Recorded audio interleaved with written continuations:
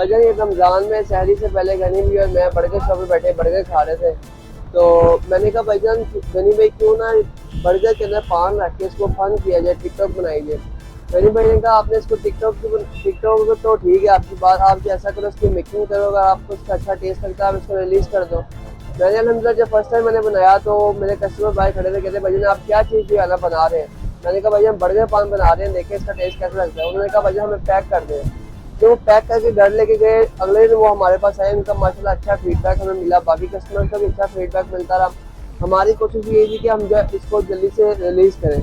अल्हम्दुलिल्लाह जैसे हमने रिलीज़ किया, इस टाइम पूरे पाकिस्तान में क्या पूरी दुनिया में से हमारे बर्गर पान के करते हैं।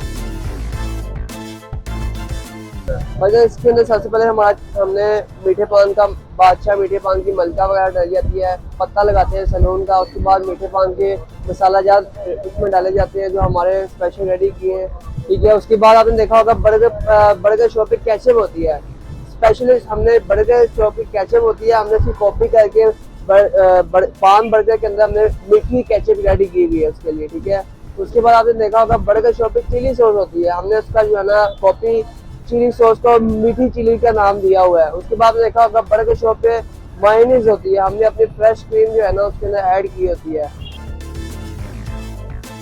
इसको बच्चे से लेकर बूढ़ा भी खा सकता है, इसका कोई साइड इफेक्ट नहीं। हम वो चीज़ रिलीज करते हैं जो हमारे फैमिली मेम्बर खा सके, ठीक है। ऐसा कोई साइड इफेक्ट नहीं, जो बादाम पिस्ता काजू वगैरह मुख्तलिफ कैटेगरी से तैयार किया जाता है।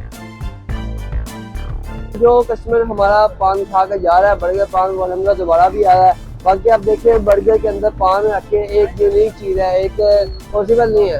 बट हम जिस तरह की मेकिंग करते हैं, हम कस्टमर को देते हैं, खिलाते हैं, कस्टमर को खुद ही उनको जो टेस्ट लगता है वो हमारे पास आते हैं ना। टेस्ट लगता है तो दिल से मेहनत की है तो ऑडियंस हमारे पास आ रही है ना।